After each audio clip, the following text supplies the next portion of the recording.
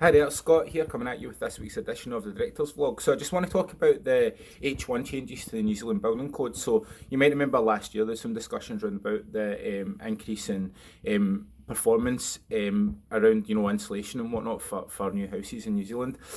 So effectively the decision that's been made is that they're increasing the standards quite significantly, and moving forward it's going to be a minimum 140 stud. There's much more insulation in the walls, ceilings, and in the floors. So current foundations that we're using are no longer going to be able to be used because they're not going to meet the correct R values. So obviously it means a lot of additional cost if you're going to build, because the standard of the house, and if you were looking to build to code, it's now going to be much more expensive. Windows, for example, need to be thermally broken, low E and argon filled as a minimum standard, which is probably like at the higher end of what people would use currently.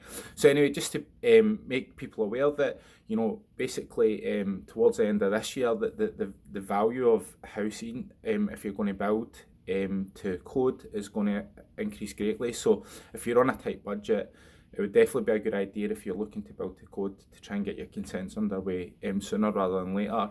And also just for people, maybe if you're looking to build to that standard, it's maybe not going to make a difference. I mean, it's a good move, but it's going to be a costly move, so it's just something we want to make people aware of. Cheers.